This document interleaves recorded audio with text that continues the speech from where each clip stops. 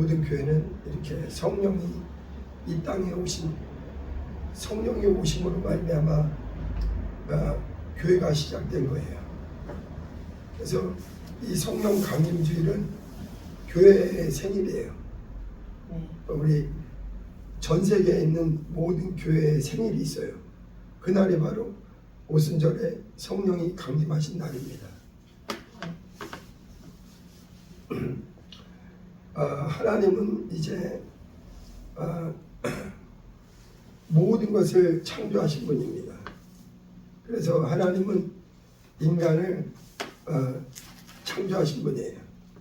그리고 하나님은 인간을 육체를 흙으로 지으시고 또 그 안에 생기를 불어넣으셔서 영적 존재 생명이 되게 하셨어요. 그러나 인간이 범죄함으로 말미암아 하나님을 떠나고 하나님 의로우신 하나님, 선하신 하나님, 생명이신 하나님과 끊어져 있는 거예요. 그러고서는 인간은 영적으로 죽은 상태인 겁니다.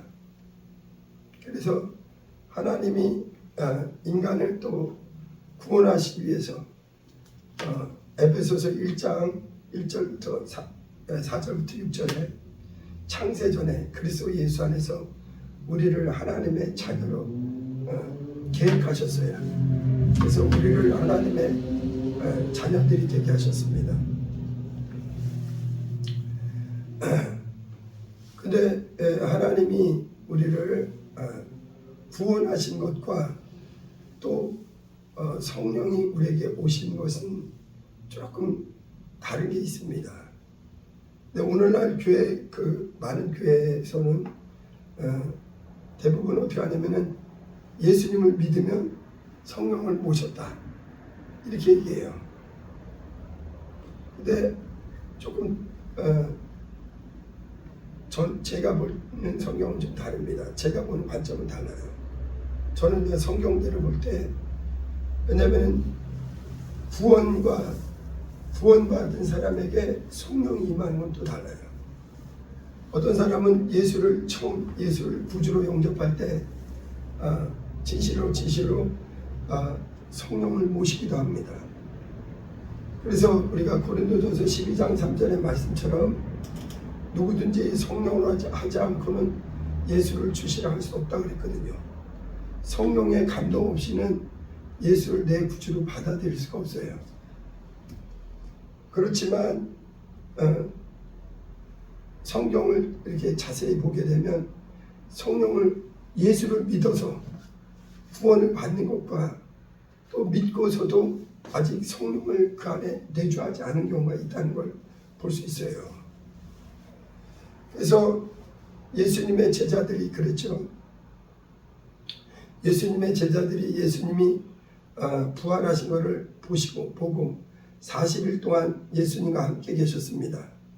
그러고서 예수님은 부활이 너무나 확실하다는 걸 40일 동안 제자들에게 여러 번 나타나셔서 예수님이 확실히 부활하셨다는 것을 그 겁쟁이 예수님이 십자가에 지실 때 막 도망갔던 제자들이 나중에는 담대하게 예수를 증거할 만큼 놀랍게 변화됐어요.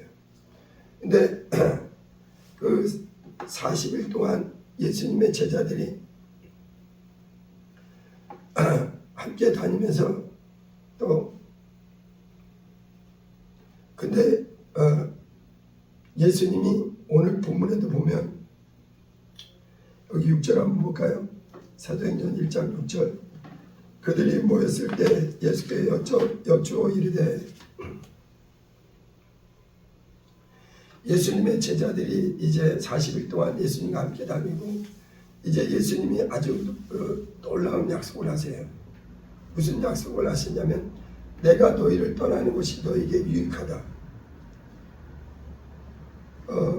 예수님은요 하나님 아버지와 성령님에 대해서 가장 바르게 알고 가장 확실하게 알고 계신 분은 예수님 한 분이에요.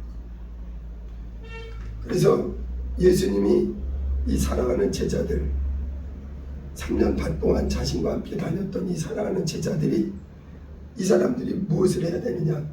전 세계에 나가서 예수가 누군가를 전해줘야 될 증인이 되어야 되는 거예요.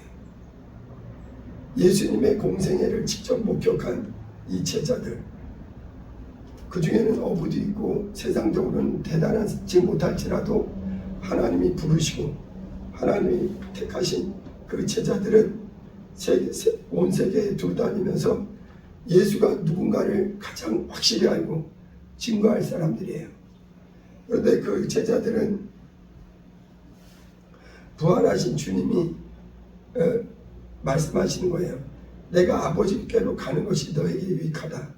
내가 아버지께로 가야만 누가 오시느냐? 성령이 오신다.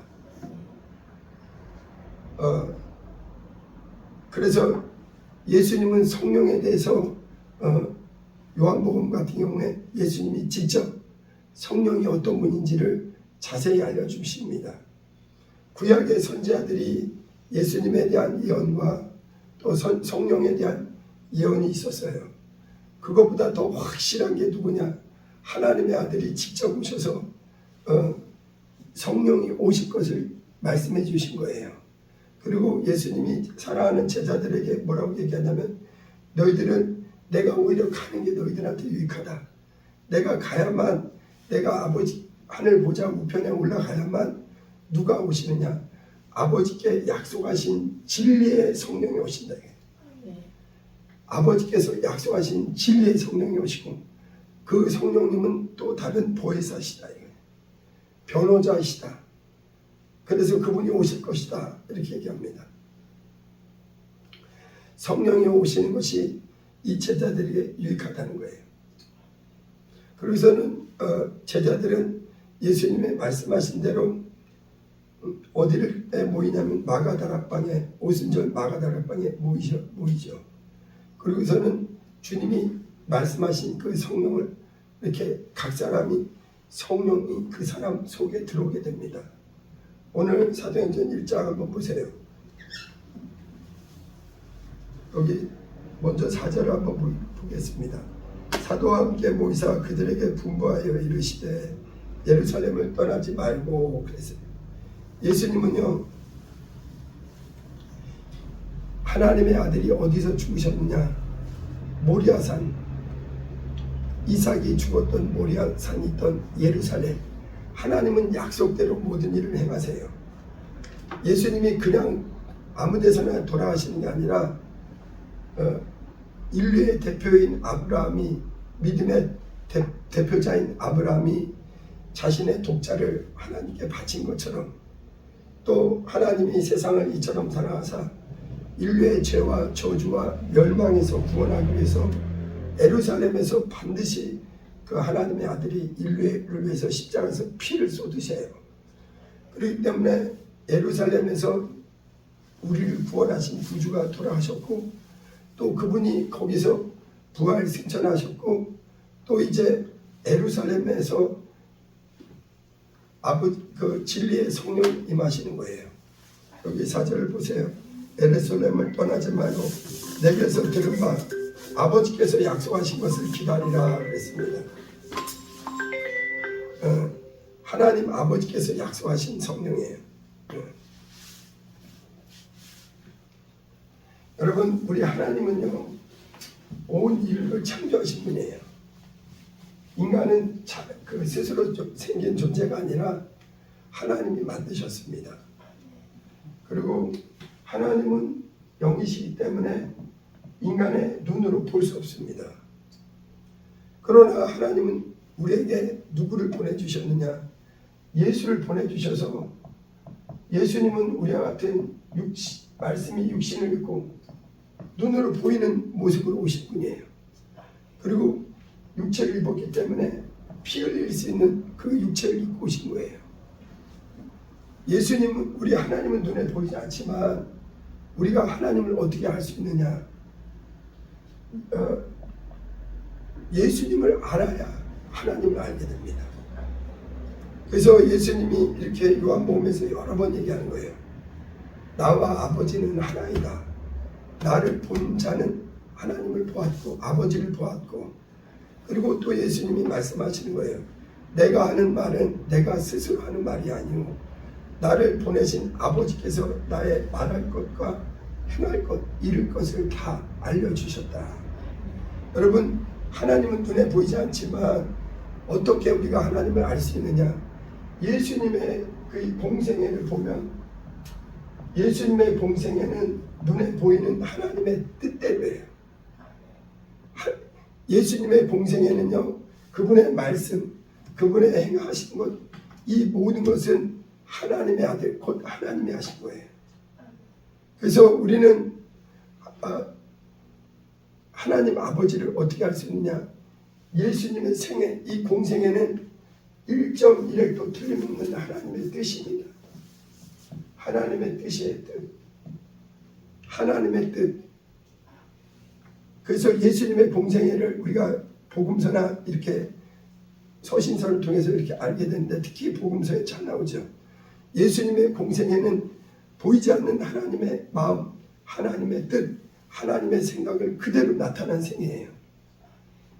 여러분, 우리는 세상 가운데서 하나님을 모른 채 어둠의 주관자, 사망의 세력 잡은 자, 마귀의 종노릇하며 영적으로 죽은 채로 아담의 범죄 위에 인류는 타락 가운데 나무가 뿌리가 썩듯 완전히 아담 안에서 온 인류는 멸망을 향해서 실주하고 있는 거예요. 그런데 거기서 하나님 우리를 불러내셔서 교회에 와서 우리는 예수를 어떻게 아느냐? 예수는 성경을 통해서만 아는 거예요. 성경은 하나님의 정확무고한 말씀이요, 성경은 처음부터 끝까지 누구를 증거하느냐? 예수가 누군가. 그래서 성경으로 하지 않고는 예수가 누군지를 알 수가 없습니다. 예수님은 인류 역사에 분명히 나타났는데 이 땅에 어디에도 예수를 알려주는 곳은 오직 성경밖에 없습니다. 성경은 예수가 누군가를 확실히 알려줘요. 예수님은 무엇을 하러 오셨고 왜 오셨고 그분의 생애가 무엇인가를 가르쳐준 것은 오직 성경입니다. 이 성경을 알 때 우리는 그를 보내신 아버지의 마음, 아버지의 뜻, 아버지의 생각을 알 수 있어요. 예수님의 생애와 하나님 아버지의 마음, 하나님 아버지의 뜻은 그대로 일치하는 거예요. 요한복음 6장 38절에도 내가 온 것은 내 뜻을 행하러 온 게 아니다. 나를 보내신 아버지의 뜻을 행하러 왔다. 그는 영이시기에 눈에 보이지 않지만 그분은 인간을 창조하시고 모든 천하 만물을 창조하시고 그분은 주관하시는 분이시다 이거예요. 그러나 인간이 하나님의 뜻을 어기고 하나님의 명령을 어기고 하나님의 말씀을 떠나서 마귀에게 속아 타락하고 범죄함으로 말미암아 단 한 사람도 예외 없이 멸망할 수밖에 없는 이 안타까운 실상이다 이거예요. 그래서 하나님을 떠나서 모든 인류가 죄로 말미암아 멸망할 수밖에 없고, 그래서 하나님은 예수 그리스도란 이름 자체가 인류를 죄에서 구원하실 이름이다 이거예요. 마태복음 1장 21절에 아들을 낳으리니 이름을 예수라 하라. 이는 그가 자기 백성을 저희 죄에서 구원할 자신이다. 예수란 이름 자체도 하나님이 그 아들에게 주신 이름이요, 그 이름만이 인류를 죄에서 구원할 유일한 이름이에요. 여러분, 하나님은 눈에 보이지 않습니다. 그러나 예수님의 공생애는 성경을 통해서 우리가 분명히 부인할 수 없게 온 인류에게 공개된 거예요. 누구나 이 하나님의 말씀, 성경 말씀을 통해서 예수가 무슨 일을 행하시고 어떤 말씀을 하셨는지, 예수님의 말씀한 것은 아버지의 말씀이요, 예수님의 하신 일은 아버지의 뜻대로 행한 거예요. 자기 뜻이 하나도 없습니다.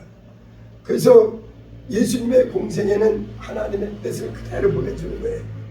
그리고 예수님은 십자가에서 인류를 구원하기 위해서 인류의 모든 죄와 영원한 멸망의 그 값을 지불하기 위해서 십자가에서 물과 피를 다 쏟아주시고 인류를 단번에 자기 피로 사버렸어요.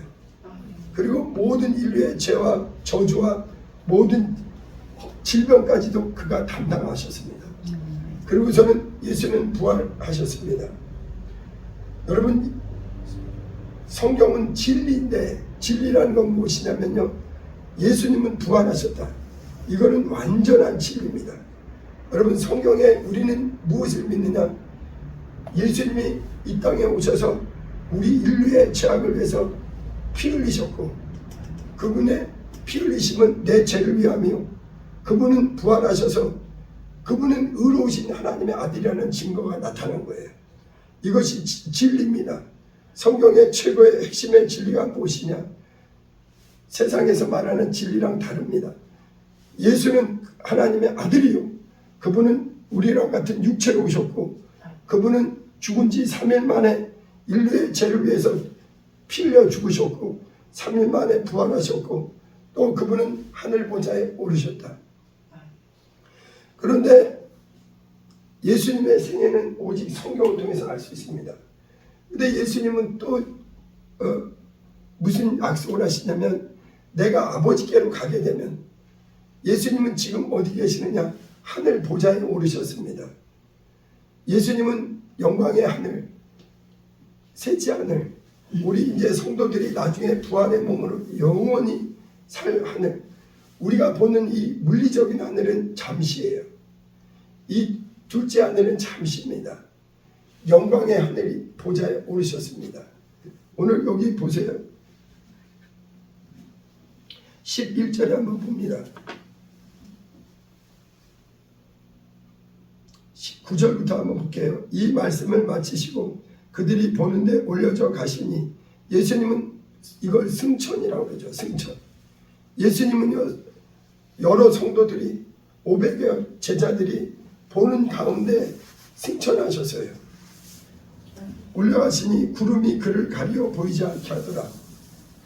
예수님이 승천하실 때 구름, 여기서 구름은 이제 천사들을 말하는 거예요. 엄밀하게는 그냥 이렇게 하늘에 둥둥 떠다니는 구름이 아닙니다. 하나님은 천사들을 히브리서 1장 7절에 보면, 하나님은 그의 천사들을 바람처럼 불처럼 불꽃처럼 사용하시느니라. 구약에도 이스라엘 사람들을 광야에서 인도하실 때 구름 기둥이라니까 이 눈에 보이는 구름, 그것도 의미가 있지만 그 뒤에는 영적으로 천사의 활동입니다. 예수님이 부활 승천하실 때 구름이 그를 가려 보이지 않게 하더라. 이거는 물리적인 구름도 의미가 있겠지만 엄밀하게 하면은 하나님과 우리 사이를 천사가 이렇게 보이지 않게 된다 이거예요.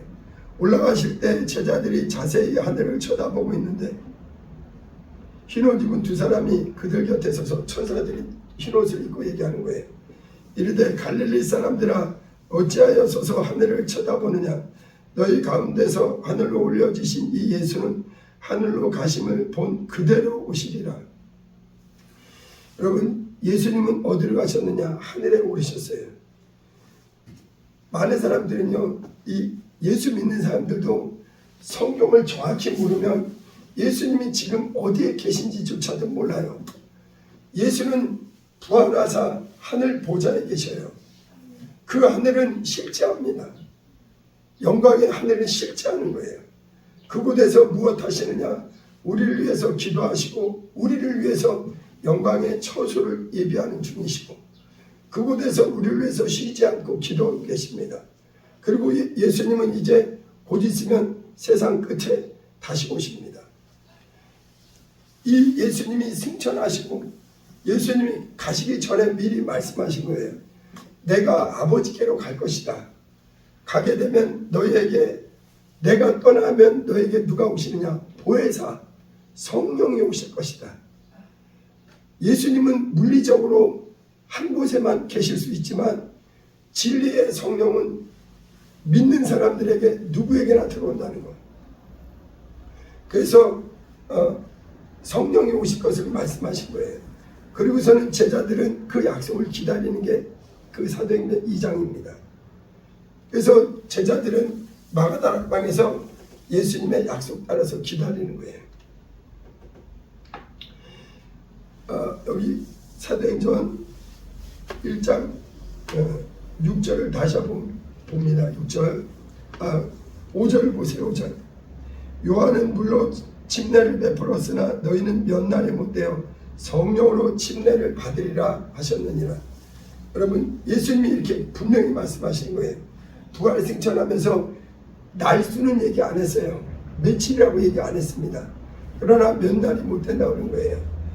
요한은 물로 침례를 베풀었다 이거예요. 요한은요, 땅에서 난 자요, 여자가 낳은 자 중에 가장 큰 자요, 선지자 중에 선지자, 마지막 선지자요, 마치 엘리야처럼 메시아에 오실 길을 얘기하는 귀한 사역을 알고, 그리고 인류의 죄악을 대신할 메시아에게 인류의 죄가를 옮기는 안수한 침례한 사람이에요. 그러나 요한의 침례는 우리에게 영원한 생명을 주는 침례가 아닙니다. 근데 예수는 누구시냐? 이제 몇 날이 못 되어 성령으로 침례를 받으리라. 예수님은 이 약속대로 이제 제자들에게 이제 너희가 성령이 오실 것이다. 성령이 언제 온다는 얘기는 안 했어요. 여기 6절 한번 봅니다. 그들이 모였을 때 예수께 여쭈어 이르되, 제자들이 이제 예수님께 질문하는 거예요. 주께서 이스라엘 나라를 회복하심이 이때니까. 여기 6절에 보면은요, 제자들은요 매우 안타까운 게 뭐냐면, 예수님이 그 이스라엘 땅을 달과 같이 어떤 정치적으로 군사적으로 이렇게 왕권을 가지고 이스라엘의 구주로만 온 걸로 착각한 거예요. 그러니까 이스라엘을 회복할 때가 이때입니까? 성령이 오시면 그때입니까? 하고서 제자들이 물어본 거예요. 7절에 보세요. 이르시되 때와 시기는 아버지께서 자기의 권한에 두셨으니 너희의 알 바 아니요. 8절 보세요. 오직 성령이 너에게 임하시면 너희가 권능을 받고 예루살렘과 온 유대와 사마리아와 땅끝까지 이르러 내 증인이 되리라 하시니라. 예수님께서 사랑하는 제자들에게 40일 부활하시고 40일 동안 다니시고 승천하시면서 몇 날이 못 되어 너에게 성령으로 너희는 침례를 받을 것이다. 성령이 임하실 것이다 이거예요. 오직 성령이 너에게 임하실 때 그때부터 너에게 권능이 임하고 너희가 예루살렘으로부터 시작해서 온 유대와 사마리아와 땅끝까지 이르러 내 증인이 되리라. 이렇게 말씀하셨어요. 여러분, 예수님이 제자들에게 하신 부활에서 제일 먼저 하신 말씀도 무엇이냐? 성령을 받으라 말씀하셨어요. 그래서 이 성령이 제자들에게 임하는 것은 너무나 중요한 겁니다. 성경에 보면은요, 구약에 초실절이 있어요. 이스라엘 사람들이 광야에 나와서 만나를 먹고 그 다음에 이제 가나안 땅에 들어와서 첫 보리 열매가 맺혔습니다. 그래서 초실이라는 건 첫 열매란 뜻이에요. 첫 열매를 맺고 그 다음에 77절 49일이죠. 그래서 이때가 77절이라고 하는 날, 맥추절이라고도 합니다. 첫 열매를 먹은 뒤로 이제 50일째 되는 날, 그때가 이때가 오순절이라고 해요. 오순절. 근데 지금 신약에서는 이 구약은 하나의 예표입니다. 예수님이 십자가에서 죽으시고 부활하시고 초실, 부활의 첫 열매가 되셨어요. 그리고서는 40일 동안 제자들과 함께 계셨습니다. 그리고서는 주님은 날수는 정확히 얘기 안 했습니다. 너희가 몇 날이 못 될 것이다. 그리고서는 제자들은 몇 날인지 모르지만 마가다락방에 모여서 120여 제자가 전심으로 간절히 기도한 거예요. 근데 열흘 만에, 구약의 오순절처럼 열흘 만에, 그래서 이게 오순절이라는 거예요. 40일하고 10일 더해서 50일 되는 오순절에 열흘 만에 누가 예수님이 말씀하신 대로 각 사람에게 성령이 임하신 거예요. 여러분, 예수님이 이 땅에 계시면요, 몇몇 제자들밖에 함께 할 수가 없잖아요. 그러나 예수님이 부활하시고 승천하셔서 약속하신 진리의 성령이 예수 이름으로 각 사람에게 직접 우리의 육체를 성전 삼고 그 사람 안에 친히 들어오셔서 세상 끝날까지 떠나가지 않고 우리를 누구에게 무엇으로 인도하시느냐? 진리로 인도하신다. 근데 보세요. 구약에 보면요, 구약의 대제사장이 1년에 한 번 대속죄일이 있습니다. 구약 절기랑 오순절날 마가다락방에 성령이 임하신 사건은 중첩되는 게 있어서 그래요. 대속죄일에 대제사장만이 지성소에 들어갑니다. 1년에 단 한 차례예요. 매번 들어가는 것이 아닙니다. 지성소에 들어갈 때 그때 이 대속죄일 전 열흘 동안을 10일 동안을 뭐 하냐면은 나팔절이라고 해요. 그래서 이때 나팔을 불고 뭐 하냐면은 이스라엘 사람들은 통곡하는 시간입니다. 1년 동안에 자신들의 지은 모든 죄를 철저히 회개하는 거예요. 그리고서는 그 이스라엘 백성들이 통곡하는 그때 대제사장이 무엇하느냐? 밖에서는 이스라엘 민족이 내 죄를 사해달라고, 내가 알고 진 죄 모르고 진 죄를 용서해달라고 통곡하는 나팔절, 통곡의 기간에 열흘입니다. 그때 대제사장이 홀로 양의 피를 가지고 지성소에 들어가는 거예요. 마가다락방에 열흘 동안에 제자들이 마가다락방에 모여서 기도할 때 예수님은 무엇하셨느냐? 하나님의 아들 완전한 대제사장이 자기 피를 가지고 아버지의 보좌 앞에 올라간 겁니다. 하늘 성소에 영광의 지성소에 올라가신 거예요. 그리고서는 열흘 이 속죄일에 대제사장이 나와서 너희 죄를 하나님이 용서하셨다. 대제사장이 살잖아요. 만약 대제사장이 범죄하잖아요. 그럼 거기서 죽어버려요. 그래서 대제사장이 지성소에 들어갈 때는요, 발에다가 방울을 달고 끈을 달아서 그 안에 들어가면 대제사장이 죽은 걸 끌어낼 수 없잖아요. 시체를 끌어내기 위해서. 근데 그가 나오면 이스라엘 백성의 죄가 용서받은 것이요, 그들이 사함받은 것이요, 하나님이 그들에게 놀라운 은혜를 베푸신 거예요. 이 50일 정확히 그날에 인류를 구원하신 주님이 하늘에, 그래서 오순절날 성령이 임하신 건 왜 중요하냐? 예수님이 진실로 부활하셨다는 것, 그리고 진실로 하늘에 오르셨다는 것. 이 제자들이 예수님의 말씀이 그대로 이루어지는구나. 마가다락방에 오순절날 성령이 임하심으로 예수님이 온 인류의 죄를 완전히 해결했고, 그분이 이제는 우리와 영원히 우리와 함께 하시는구나. 여러분, 아까도 얘기했지만 오늘날 많은 분들은요, 그냥 예수 믿으면 다 성령을 받았다고 생각하는 분이 많아요. 목사님들이 그렇게 가르칩니다. 그러나 성경은 조금 달라요. 너희가 믿을 때 성령을 받았느냐? 사도행전 19장에도 그렇고, 예수를 믿고 구원받는 거랑 성령을 모시는 건 좀 다릅니다. 예수 믿는 순간에 성령을 모시는 수도 있어요. 그러나 그렇지 않은 경우도 많습니다. 그래서 성경을 기준으로 보면은 교인이 있고 교인이 있어요. 이제 교회 다니는 사람은 교인이에요. 이 사람은 믿음을 안 가지고도 교회에 올 수 있어요. 아직 하나님의 말씀을 못 듣고 그냥 교회에 올 수 있어요. 교인이 있어요. 이 사람 다음 단계가 뭐냐면 신자님, 구원받는 거예요. 구원은 뭐냐면은 예수가 내 죄를 위해 피 흘리셨고, 나는 그분은 3일 만에 부활하셨고, 나는 그분의 은혜로 아무 자격 없는 내가 죄에서 용서받고 하나님의 자녀됩니다 하면서 은혜 받는 거예요. 은혜 받는 거예요. 그런데 성령으로 인침받고 성령으로 권능을 받고, 이거는 좀 다르다는 거. 그래서 이 단계에 머물면 안 돼요.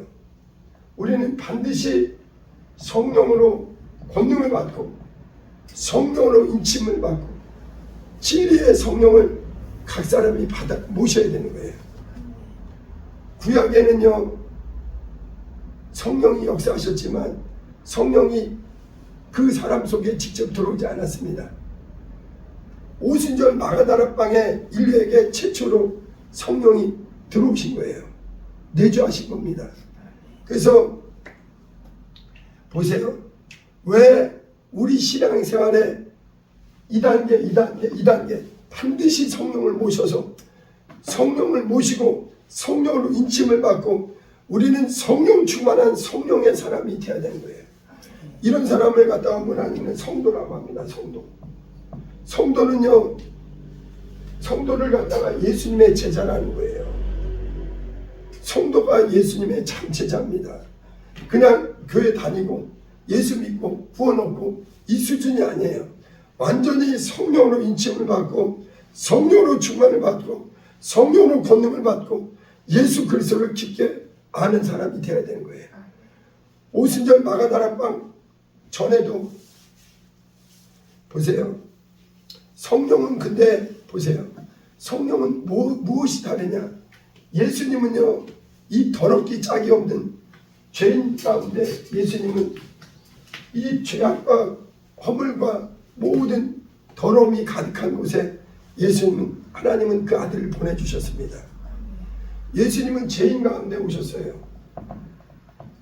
예수님은 믿는 자나 안 믿는 자나 모든 사람에게 그 아들을 보내주셨습니다. 그리고 예수님은 아버지의 뜻대로 오셔서 아버지의 뜻대로 예수님의 생애는 눈에 보이는 아버지의 뜻이에요. 그래서 성경을 보면 예수님의 생애를 보면 아버지의 마음, 아버지의 생각, 아버지의 뜻을 100% 알 수 있어요. 예수로 말미암지 않고는 아버지를 알 수 없습니다. 근데 예수님은 죄인들 가운데 그래서 믿는 사람이나 믿지 않는 사람이나 그분은 찾아오셨습니다. 그러나 성령은 죄인에게 들어올 뿐이 아니에요. 성령은 누구에게 들어오시느냐? 오직 죄 없는 하나님의 아들에게만 들어오신 분이 성령이세요. 예수님도 이 땅에 오셔서 공생애를 사시기 전에 예수님은 나사렛에 계실 때 물에서 그때는 그 안에 성령이 친히 들어오시는 것은 경우가 언제였느냐? 물에서 침례받고 올라오실 때, 침례받고 올라올 때 그때 완전하게, 물론 그 전에도 예수님은 성령으로 잉태되셨습니다. 그리고 항상 성령의 삶이 있었을 거예요. 그러나 완전하게 인류에게 성령이 임하는 표적으로 예수님에게 제일 먼저 성령이 내주하시는 걸 보여주는 거예요. 근데 성령은요 절대 죄인에게 임하지 않습니다. 이게 차이가 있어요. 예수님이 물에서 올라올 때 하나님 아버지가 기뻐하시면서 뭐라 그러냐? 이는 내 아들이다. 죄인은 하나님의 아들이 될 수 없어요. 제사함 받지 않고는 절대 하나님의 아들이 될 수 없습니다. 하나님은 의로우신 하나님, 거룩하신 하나님, 정령하신 하나님, 죄를 미워하시기를 가장 미워하시는 하나님이에요. 이는 내 사랑하는 아들이다. 그분에게 무엇이 임하셨느냐? 성령이 임하셨어요. 그리고서는 예수님은 그때부터 본격적으로 공생애를 사셨습니다. 아버지의 뜻대로 주님은 모든 일을 말씀하실 때도 성령으로 가르치시고 제자들을 가르칠 때도 성령으로 가르치시고 모든 이적을 행할 때도 성령으로, 범사에 성령으로 이끌리심을 받고 무덤 가운데서도 성령으로 로마서 8장 11절에 말씀하시죠. 너희를 예수님을 죽은 가운데서 다시 살리시니가 너희의 죽을 몸도 다시 그의 영이, 성령이 예수를 다시 살리신 거예요. 예수님의 생애는 오직 성령에 이끌리는 생애라고 마태와 마가와 사도행전에 계속 나오는 거예요. 예수님의 공생애는 무엇이냐? 아버지의 뜻을 행하시고 오직 성령으로 이끌리신 거예요. 귀신을 쫓아낼 때도 성령으로 쫓아내시고 말씀을 전하시고 또 병자를 고치시고 모든 이적을 행하실 때도 성령을 하신 거예요. 그러고서는 예수님이 그 전에는 자신 안에만 성령이 역사하셨는데 완전히 역사하셨습니다. 그 전에 구약의 선지자들은요, 완전하게 예수 십자가 사건이 전에는 성령이 그 각 사람 육체 안에 들어오질 않았습니다. 구약의 위대한 선지자들은 성령의 이적을 따라서 아주 놀라운 병자도 고치고 이적을 행했습니다. 그러나 성령이 그 속에 들어오지 않았어요. 그래서 요한복음 7장 38절 이하에 얘기하는 거예요. 초막절, 명절 끝날에 아까 말한 10일 끝날에 누가 임하느냐? 명절 끝날에 성령이 임하신 거예요. 성령이 임하신 거예요. 명절 끝날에 곧 큰날에 예수께서 서서 외쳐 말씀하시되 나를 믿는 자는 그 배에 성경의 이름같이 나를 믿는 자는 그 배에서 생수의 강이 흘러나리라. 이는 믿는 자의 받을 성령을 가리켜 말씀하신 것이다. 그리고서는 그 전까지는 왜 성령이 사람 속에 직접 들어오지 않았느냐? 이유는 뭐냐면 예수께서 십자가에 대속해야 인간의 죄를 해결하는 일이 먼저 있어야 인간이 누구나 예수 안에 들어올 때 하나님의 아들이 되고 그의 피로 산 그의 피의 공로안에서 의로운 자가 되는 거예요. 예수님은 처음부터 의인이시오. 우리는 자격 없는 자이나 예수 그리스도 안에 은혜로 구원받고 하나님의 보혈, 예수의 보혈을 믿음으로 우리는 의롭게 된 거예요. 이렇게 의롭게 된 자를 하나님의 자녀된 자들에게 누가 들어오시느냐? 진리의 성령이 들어오세요.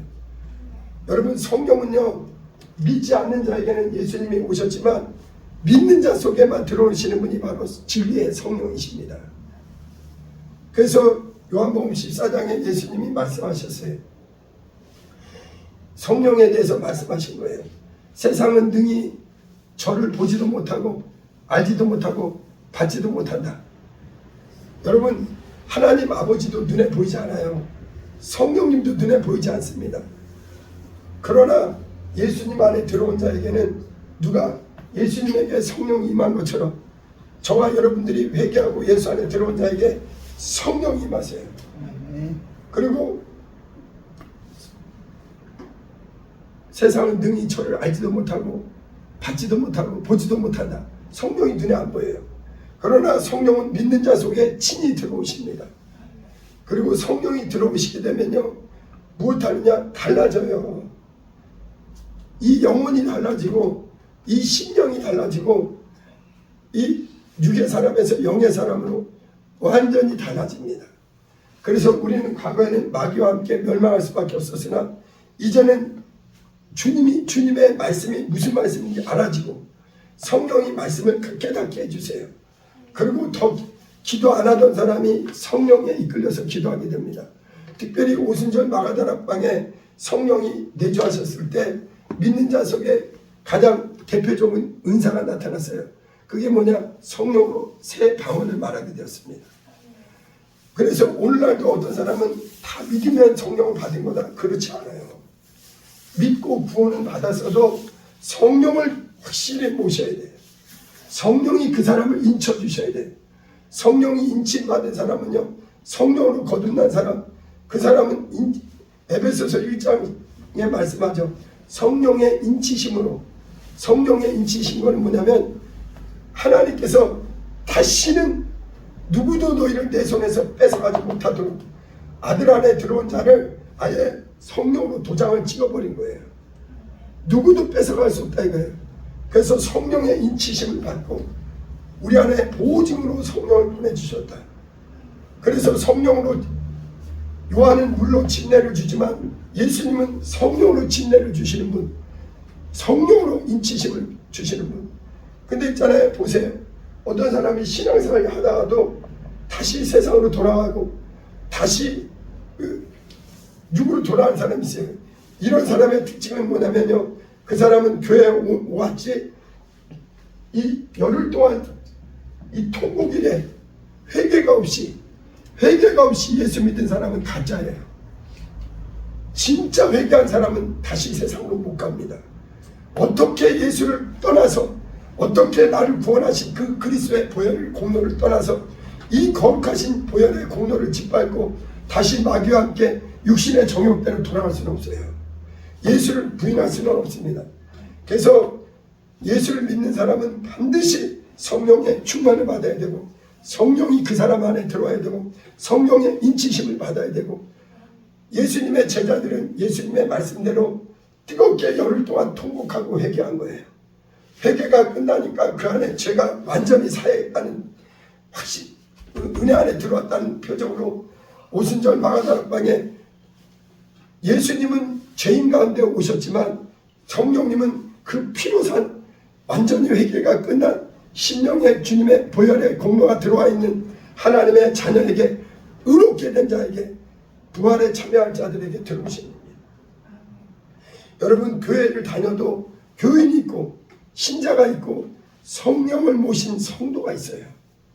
그래서 오늘 우리 성령 강림절에 우리는 기독교는 종교인이, 우리는 종교 생활하는 사람이 아닙니다. 우리는 이 성경의 약속대로 그래서 베드로가 얘기하는 거예요. 너희가 각각 회개하고 예수 이름으로 제사함을 받고 구원받으라 이거예요. 침례를 받고, 침례받은 자에게는 누가 임하시느냐? 성령이 너에게 선물로 임하신다. 들어오신다. 성령이 우리에게 들어오시면 권능이 나타납니다. 가장 기본적인 게 은사예요. 은사. 방언의 은사입니다. 방언을 말을 하지 않아도 성령이 그 안에 들어오신 분이 있어요. 그러나 대체적으로 성령이 그 안에 충만히 임한 분에게는 마가다락방에, 오순절 마가다락방에처럼 성령으로 새 방언을 말하게 됩니다. 그리고 예수님의 말씀대로 사도들은요, 오순절 마가다락방에 성령이 임해서 그때부터 예수님이 성령에 이끌리는 공생애를 사신 거예요. 예수님의 제자들도 성령을 모시기 전에는 그냥 제자로 살았는데 완전히 성령이 임하시니까 자신의 목숨을 걸고 예수의 증인으로, 그래서 2000년 동안 계속 오직 성령이 너에게 임하시니 계속 그 땅끝까지 이르러 예수의 증인이 지금까지도 계속 전달되는 겁니다.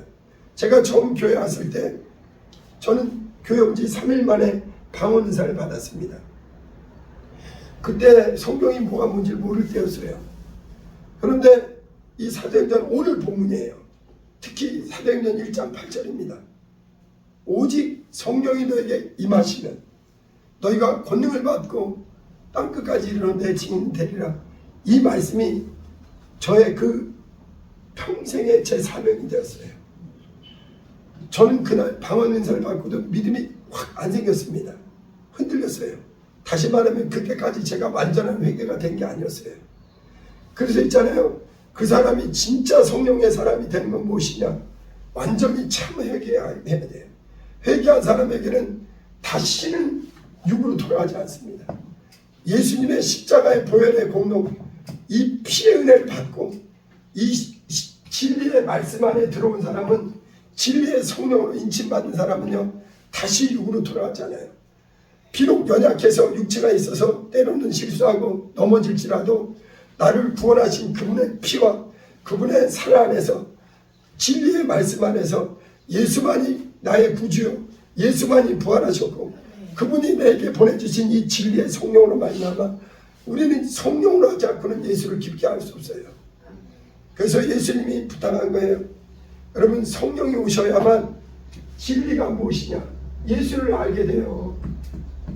예수님을 다 아시는 분은 성령밖에 없어요. 그래서 성령님을 진리의 성령이다 이거예요. 제자들은요, 예수님이 부활한 다음에 저희들이 예수를 증거하러 가겠습니다. 안 돼. 오직 예수를 가장 깊게 아는 분은 오직 성령이시오. 성령이 오셔야 목숨 걸고 예수를 증거하는 겁니다. 교회는 어떻게 시작됐느냐? 마가다락방에 성령이 강림하시고 그 전까지 선지자들이 많았지만 그분들 속에 직접 성령이 들어오지는 않았습니다.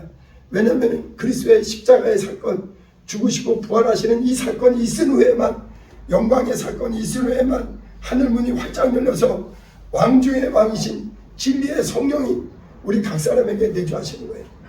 이제 우리는 신앙생활은, 그래서 예수님은 성령에 이끌리는 게 예수님의 생애예요. 그래서 사도행전 10장 38절에 한마디로 예수님의 생애를 무엇이냐, 하나님이 나사렛 예수에게 성령과 능력을 기름 붓듯 하셨음에 저가 두루다니시며 착한 일을 행하시고 마귀에게 눌린 모든 자를 고치셨다. 온 인류는 마귀에게 눌려 있는 겁니다. 죄 가운데 있는 거예요. 멸망을 향하고 있는 겁니다. 그 가운데서 우리를 구원하시고, 예수님은 가시는 곳곳마다 성령에 이끌려서, 그리고서는 예수님의 제자인 바울 사도도 에베소서 1장에 나는 성령에 인받은 자다, 성령에 인침받은 자다. 과거에는 사도 바울도 예수를 모를 때는 핍박했습니다. 그러나 뜨겁게 회개하고 다메섹 도성에서 뜨겁게 회개하고 예수님을 깊게 만나고 성령의 인침을 받은 거예요. 그때부터는 누가 바울의 생애를 끌고 가느냐, 진리의 성령이. 그의 생애를, 성령이 오셔야 죄가 무엇이고 의가 무엇이고 심판이 무엇이고, 성령이 오셔야 하나님 아버지의 마음과 뜻과 생각을 밝히 아들을 통해서 전해준 걸 성령이 우리 안에 다시 확실하게 나타내 주시는 거예요. 이제 우리도 마찬가지입니다. 오늘 성령 강림 주일에 다시 한번 우리는 절차대로 성령을 모셔야 되고, 모신 사람은, 이미 우리 모신 사람은 더 성령의 충만을 받아야 돼요. 신앙생활은요 선택이 아니에요. 영생을 얻기 위해서는요 반드시 주님 말씀대로 살아야 됩니다. 어떤 사람은 성령을 소멸한 사람이 있어요. 성령의 은사를 소멸하면요 다시 복구가 어렵습니다. 어려운 게 아니에요. 거의 불가능합니다. 성령의 충만을 받으라 이거예요. 여러분, 성령으로 하지 않고는 예수가 누군지 몰라요. 성령을 모셔야만 말씀이 깨달아집니다. 요한복음 14장 26절에 보혜사 곧 아버지께서 내 이름으로 보내실 성령, 그가 오셔야 내가 너에게 한 말을 생각나게 하고 너에게 진리가, 그분이 진리를 가르치실 것이다. 그리고 중요한 게 있습니다. 보혜사 성령님은 마가다락방에 처음 2000년 전 마가다락방에 임하셨을 뿐만 아니라 오늘날 믿는 자들 속에 뜨겁게 회개하고 예수를 구주로 확실히 믿고 거듭난 자들 속에 진리의 성령이 우리에게 들어오신다는 것. 그래서 그분이 우리를 진리로 인도하십니다. 여러분, 어떤 분은 이런 분이 있어요. 성령님이 왔다 갔다 하는 분인 줄 알고.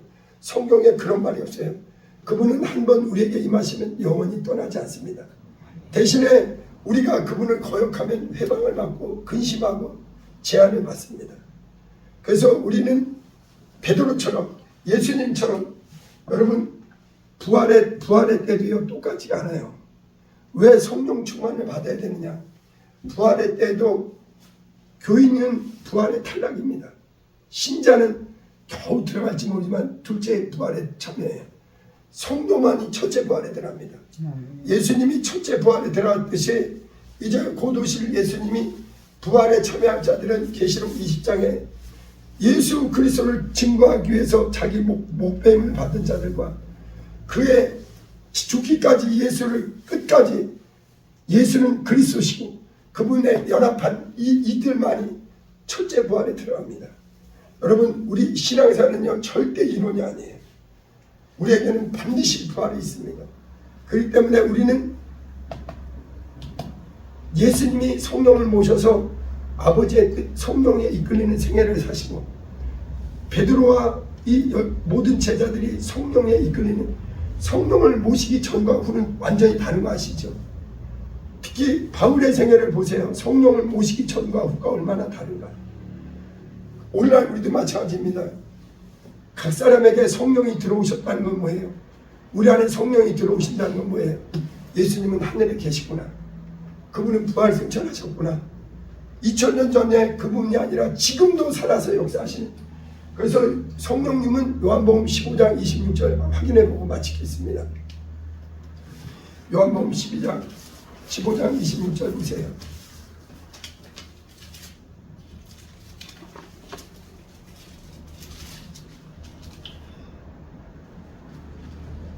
(26절) 제가 읽어봅니다. 내가 아버지께로부터 너에게 보낼 보혜사 곧 아버지께로부터 나오시는 진리의 성령이 오실 때 그가 나를 증언하실 것이요. 이게 중요한 겁니다. 여러분, 성령님은요 마가다락방에 단 한 번 오신 게 아니에요.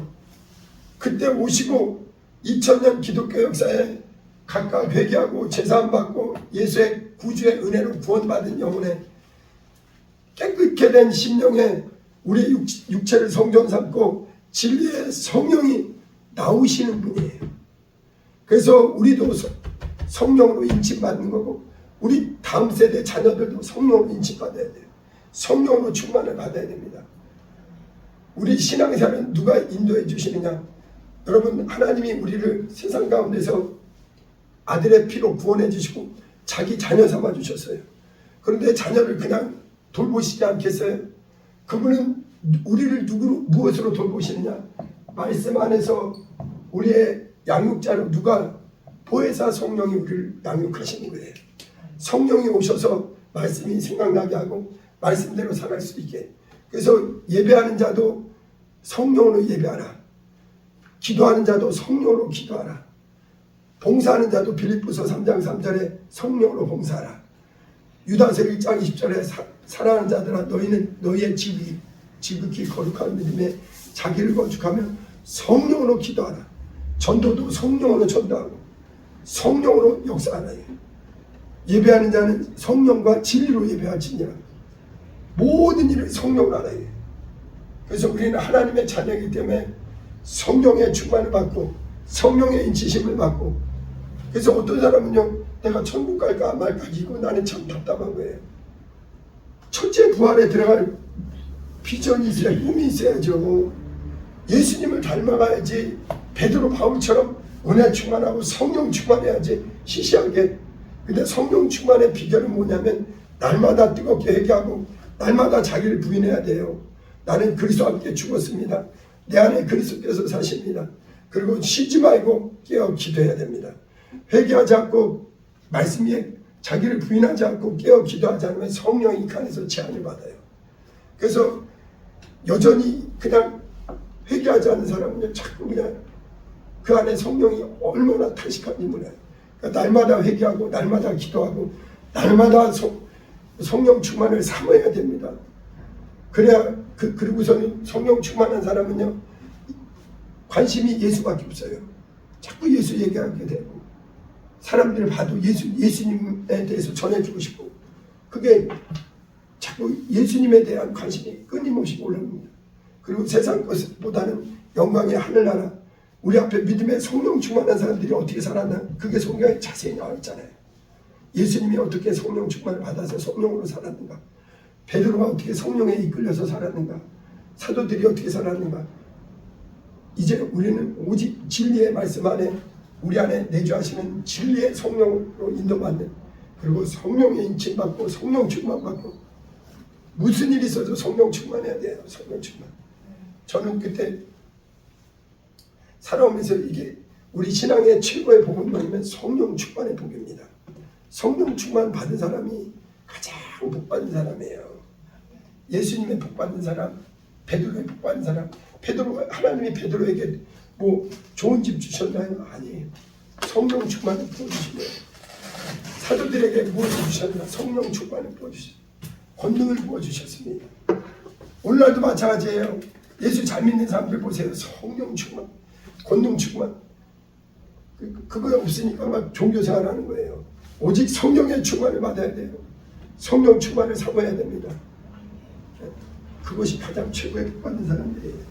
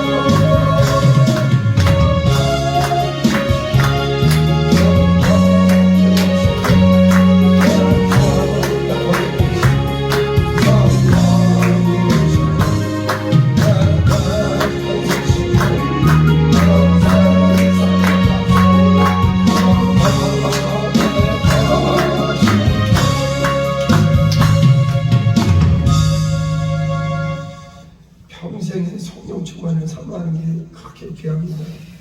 예수님의 생애가 우리가 본받아야 될 생애는, 그래서 저와 여러분들은 성도의 공생애를 살아야 돼요. 이 썩어질 세상 잠깐 이거에 마음 뺏기면 아직 복음의 사람이 아니에요. 예수님의 제자라면, 진짜 성령 받은 사람이라면, 성령을 모신 사람이라면 정말 이 성령 충만을 늘 사모해야 됩니다. 그래서 주님의 제자답게 나를 부인하고 자기 십자가 지고 주님의 기뻐하시는 뜻대로 살고 싶은 게 이 제자들의 삶이에요. 성령 충만하게 해달라고, 내 안에 오직 진리의 성령을 충만하게 해달라고, 내가 평생에 성령을 소멸하지 말고 늘 성령 충만, 은혜 충만, 성령 충만, 말씀 충만, 믿음 충만, 믿음의 충만이 있도록, 성령의 충만이 있도록 우리 주여 두 번으로 자가 기도합니다. 주여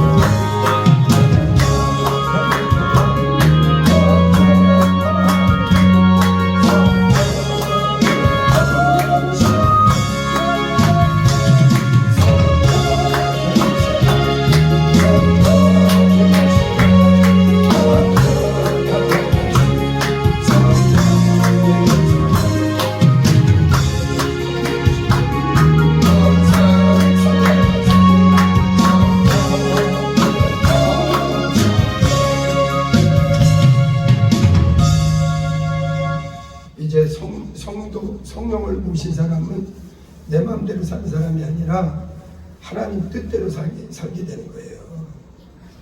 예수님처럼 내 뜻대로가 아니라 아버지의 뜻대로 성령님만이 우리를 아버지 뜻대로. 그래서 성령을 순종하지 않으면은 그 신앙인이 아니에요. 정상적인 신앙인이 아니에요.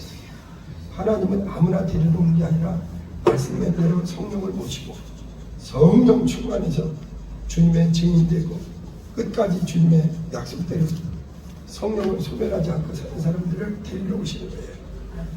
우리는 주님의 오신 날에 성령 충만한 사람 공중에서 주를 뵙습니다. 마무리 기도합니다. 우리 평생에 참으로 성령 충만하고 성령의 인침을 받고 성령으로 보증받고 우리가 이제 과거에는 우리의 어리석음 가운데 인생 내 욕심대로 살았으나 이제 주님의 보혈의 은혜 안에 생명 안에 들어와서 성령으로 인침받은 자들답게 성령을 소멸하지 말고 성령에 이끌리며 예수님의 제자들답게 성도의 삶을 살게 도와 주시옵소서. 육신대로 살면 하나님을 절대 기쁘시게 못하나니 은혜 충만, 믿음 충만, 성령 충만해서 우리 주님께 영광 돌리게 도와 주시옵소서. 이제는 우리 주 예수 그리스도의 은혜와 아버지 하나님의 극진하신 사랑과 성령님의 감화감동 인도하심이 오늘 예배하는 모든 사람 위에 또 성령으로 늘 충만하고 성령의 인치심을 사모하며 성령의 인도하심을 사모하며 성령의 이끄심 가운데 살기로 결심하는 우리 모두 위에 이제부터 영원토록 함께 있을지어다. 아멘.